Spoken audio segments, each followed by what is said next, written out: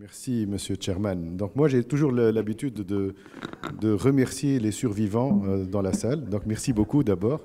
Et puis comme d'habitude, tout le monde part à la fin de la dernière présentation, j'aimerais qu'on puisse remercier le bureau de la STGO pour ces magnifiques journées scientifiques qu'ils nous ont offertes. Donc c'était très bien. Et donc merci et on va vous applaudir puisqu'on est nombreux.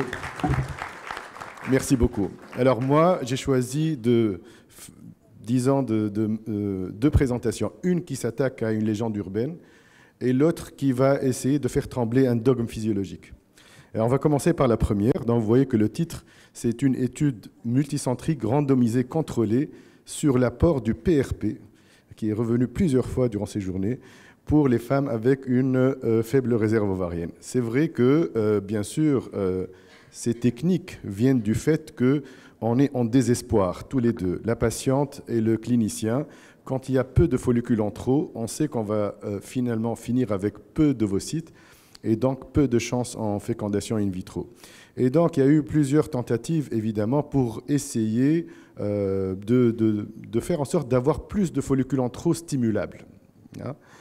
Et alors, donc le PRP en premier lieu, l'activation in vitro des follicules dormants, la SCOT qui est finalement l'injection de cellules souches dans l'espoir de créer de nouveaux follicules en trop, ou la combinaison des deux techniques.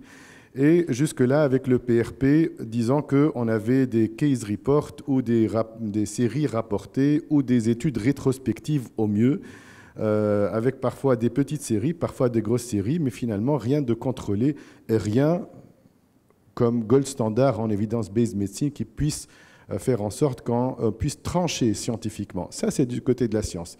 Du côté du web, les choses sont aussi intéressantes de constater que quand on fait la petite recherche, même en écrivant en arabe, vous allez trouver en premier lieu, pas des études, mais vous allez trouver en premier lieu des cliniques ou des cabinets. Alors, je n'ai pas mis les noms ici, mais vous voyez dans des pays autres ou même dans notre pays à nous, où on propose cette technique. Donc, quand on dit on propose cette technique, on n'est plus dans le cadre expérimental, hein, on est bien clair. Donc, on fait payer des patientes pour avoir ce genre de technique, alors qu'on n'avait pas atteint un niveau de preuve permettant d'offrir cette technique de manière claire à ces patientes désespérées. Et c'est peut-être ce désespoir qui fait faire ces conduites médicales non basées sur la science. Voilà. Alors heureusement, donc, cette étude, on l'attendait depuis longtemps. Alors je rappelle qu'à l'échelle 2021, il devait y avoir une étude qui devait être présentée et l'orateur ne s'est pas présenté pour le PRP. Donc on a maintenant un essai randomisé, contrôlé, multicentrique, fait par l'équipe d'IVI. Donc c'est en Turquie et aux États-Unis, où on va essayer de prouver l'intérêt de l'injection de PRP dans les ovaires pour voir si, comme ça marche pour les cheveux, est-ce que ça peut marcher aussi pour les follicules en trop, on va voir.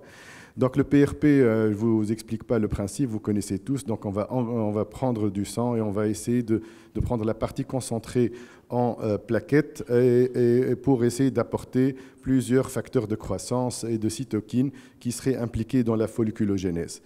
Et donc, l'étude, voici son design. Donc, on va bien sûr prendre des patientes chez qui c'est simple de faire ce genre de technique. Donc, on va exclure les BMI importants, l'âge important pour ne pas créer encore plus de difficultés avec les aneuploïdies. On va prendre comme critère d'inclusion, on n'a pas pris Bologna ici, on a dit 2 cycles consécutifs avec moins de 3 ovocytes ou des arrêts de stimulation pour mauvaise réponse. Donc finalement, on a eu 87 patientes et ces patientes, voilà, donc elles ont eu le bras randomisé pour le PRP, a eu une injection de PRP dans les ovaires et puis par la suite un cycle artificiel et puis par la suite, on démarre une stimulation si on a plus qu'un follicule. Alors, le problème de cette étude, on va le voir après, c'est que dans le bras contrôle, il n'y a pas eu de procédure contrôle, de shame. Voilà. Donc, c'est des patients qui n'ont eu que le cycle artificiel qui sont passés par la suite à la stimulation. Donc, alors le PRP, donc, ils ont pris le sang, donc préparé le PRP et injecté 4 cc de PRP par voie vaginale. Alors, c'est vrai que ça peut paraître compliqué d'injecter des petits ovaires avec du PRP parce que les ovaires sont très mobiles, il n'y a pas de contre-résistance. Et dans la session questions-réponses, l'oratrice a expliqué qu'ils y arrivaient moyennant des aiguilles parfois plus fines, et parfois, quand ils trouvaient un follicule, ils injectaient dans le follicule. Voilà. Bon. Alors, les critères principaux jugés, c'était le nombre d'ovocytes recueillis, métaphase 2, donc on n'est pas du tout arrivé aux naissances vivantes. Et puis, les critères secondaires, c'est les marqueurs, le changement des marqueurs de la réserve ovarienne. Vous savez que AMH et compte des follicules en trop disent à peu près la même chose. On dit que c'est des marqueurs de la réserve ovarienne, c'est des marqueurs indirects de la vraie réserve ovarienne. C'est un marqueur des follicules stimulables, donc du potentiel de la stimulation. Et puis, ce qui nous intéresse, les blastocystes euploïdes aussi, et l'implantation. Alors, dans 87 patientes, alors 3 sont parties, une chanceuse, elle a eu une grossesse spontanée, donc vous voyez que ça arrive même dans ce groupe. Et donc, les 83 patientes randomisées, 42 n'ont rien eu, 41 ont eu le PRP, et fait intéressant, 2 ont été éjectés du groupe contrôle parce qu'elles ne voulaient pas rester dans le groupe contrôle. Donc elles tenaient à avoir l'injection de PRP, mais pas de chance, la randomisation a choisi autrement, heureusement pour elles. Alors, donc, ici, on voit que les caractéristiques des patientes sont pratiquement similaires. Il n'y a pas de différence significative entre le groupe contrôle et le groupe PRP pour l'âge, le BMI, l'AMH, le compte des follicules. On remarque quand même que le compte des follicules est à 5, hein, donc ce n'est pas les patientes désespérées hein, qui se font injecter du PRP dans cette étude. C'est des patientes avec une faible réserve ovarienne, mais qui quand même ont des AMH à 0,7, donc c'est à peu près 70% de nos patientes dans les cabinets. Alors, les résultats. Alors, donc vous voyez que sur les résultats, ça a été exprimé sur la gauche. Donc ici, c'est le compte des follicules en trop. De l'autre côté, l'AMH. Et le groupe contrôle en jaune, le groupe donc PRP donc en bleu. Et on a fait aussi des comparaisons pré et post. Donc quand on dit pré et post pour le contrôle, c'est-à-dire avant le cycle artificiel et après le cycle artificiel. Alors c'est intéressant quand même de constater que avant et après, le compte des follicules change en contrôle, mais on n'a rien fait. Donc ça, on le sait, parce qu'il y a une variabilité intercycle. Et pour le PRP, ça a aussi changé, et c'était une différence significative. Et pour l'AMH, il n'y a pas eu de différence pour le groupe contrôle en pré et en post. Par contre, il y a eu une différence en AMH en pré et en post-PRP. Ça, il faut connaître un peu les statistiques pour comprendre que les tests statistiques qu'on applique quand on fait des comparaisons pré et post sont des tests qui sont beaucoup moins robustes que quand on fait des comparaisons entre groupes. Donc, si on fait par contre la comparaison entre les contrôles et l'action, donc PRP, il n'y a pas de différence significative entre les groupes. Donc, les études avant-après, franchement, ce ne sont pas les meilleures études pour prouver quelque chose. Et alors, par contre, donc, la grosse déception, c'est que quand même, il n'y a aucune différence significative en termes de métaphase 2. Quand on a injecté le PRP, et qu'il n'y a pas de différence en termes de blasto, ni de blasto-euploïdes, et qu'il n'y a pas de différence entre les taux d'implantation, donc, et il n'y a pas de différence entre le likelihood d'avoir un embryon euploïde au moins suite à la stimulation. Et donc, les conclusions, c'est que quand même, on n'a aucune différence. Hein, à part peut-être une petite ascension du taux d'AMH qui n'est qu'un reflet. Hein, ce n'est pas la réalité, le taux d'AMH. Finalement, la réalité, c'est les ovocytes. Donc, votre patiente n'est pas heureuse parce qu'elle a un petit taux d'AMH un peu plus élevé. Elle est heureuse quand elle a un bébé. Alors, bien sûr, l'une des grosses critiques de l'étude, c'est que le bras contrôle aurait dû avoir des injections de sérum physiologique ou de quelque chose comme ça, parce que la théorie de l'empilement de l'ovaire, c'est-à-dire qu'on pense que les ovaires vides de follicules marcheraient beaucoup moins que des ovaires où les follicules sont l'un à côté de l'autre, et que c'est peut-être l'effet mécanique simplement qui donne l'effet que non pas le PRP, on pourrait injecter n'importe quoi. Donc ça, malheureusement, et puis bien sûr, donc, ceux qui ont analysé l'étude n'étaient pas aveugles pour ceux qui ont eu ou pas la procédure.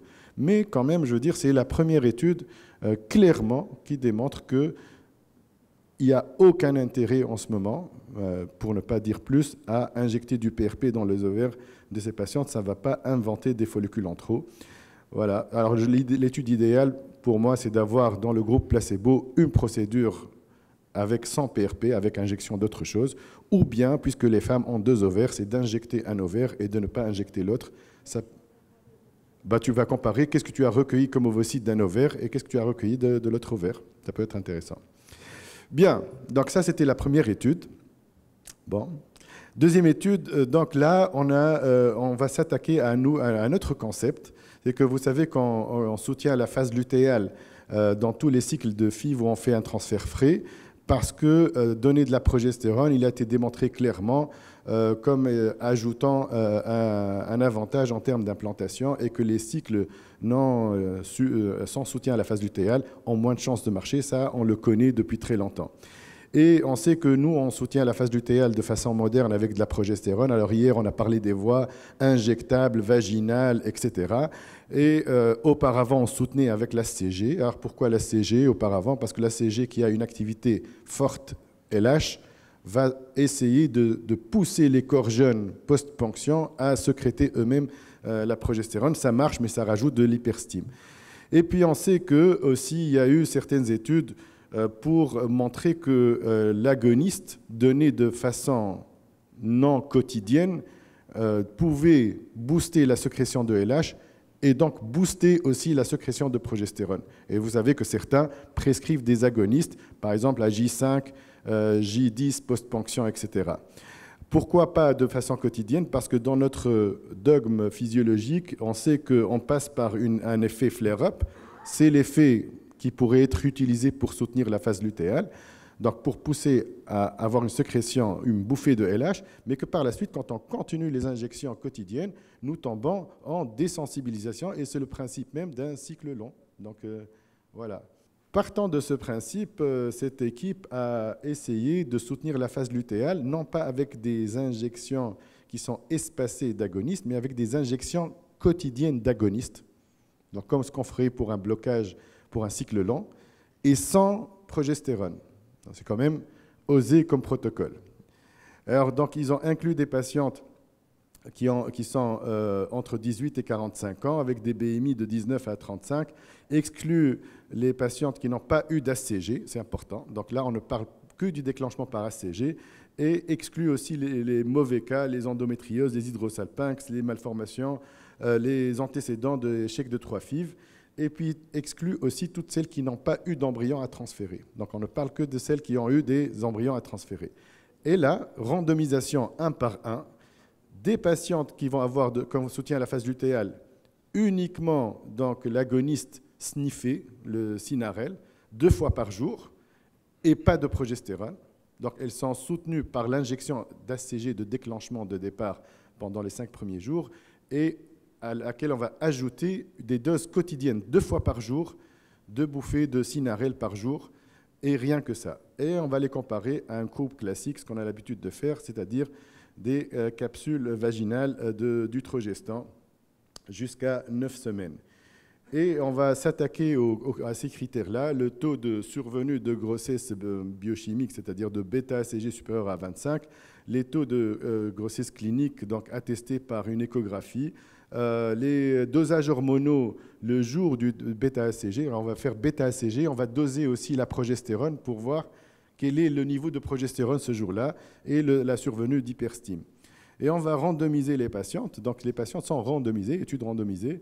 On a au final 64 dans le groupe soutien par agoniste et 82 dans le groupe progestérone. Donc qui finalement, après les drop-outs, c'est devenu 63 patientes. Donc à peu près, on a le même nombre de patientes. Je vous passe le classique pour dire que tout est non significatif en termes de caractéristiques de baseline, donc de caractéristiques de base, pour voir un peu ce qui a été quand même un peu des résultats qui ont fait parler la salle quand ça a été présenté, parce que dans le groupe soutien par agoniste pur, on a 43% de tests de grossesse positifs, alors que dans le groupe progestérone, 25%, et la différence est significative. Alors après, l'étude multivariée montre que le type de soutien à la phase lutéale était un facteur indépendant dans la survenue ou non de grossesse, au-delà de tous les autres facteurs confondants. En termes de grossesse clinique attestée par une activité cardiaque positive, il n'y avait pas eu de différence significative quand on prenait tout le groupe ensemble, mais pour les moins de 37 ans, quand même 37% contre 16% en faveur du groupe agoniste. Donc c'est quand même à se tordre la tête parce qu'on ne comprend plus rien à notre physiologie. Et dans les patients plus âgés, il n'y avait pas de différence significative. Et même en termes de taux de progestérone, le jour de bêta-HCG, il y avait une différence significative pour le groupe agoniste. Donc, pousser les corps jeunes existants à sécréter de la progestérone était plus efficace que la progestérone exogène. Et on se demande comment une injection quotidienne d'agoniste n'aboutit pas à une désensibilisation, mais aboutit à une hypersécrétion de progestérone. Je vous livre la plaque de leur conclusion. Donc, GnRH agonist is safe and more effective alternative for luteal phase support. Donc, serait plus efficace avec un taux de progestérone plus élevé parce qu'ils vont pousser les corps jeunes existants à sécréter la progestérone. Alors, further research is warranted. Ça, c'est la conclusion classique que l'on met dans toutes les études comme ça. Alors, après, bien entendu, la grosse question qui reste, comment une injection quotidienne d'agoniste ne fait pas tomber en désensibilisation et augmente autant le taux de progestérone? J'ai posé cette question et elle m'a dit « je n'ai pas de réponse ». Bon. Non, c'est moi qui ai dit mystère. J'ai dit pas de réponse. Elle a dit c'est mystère. Elle m'a dit oui, c'est mystère. Bon, donc voilà. Donc, je vous laisse le soin de commenter plus tard.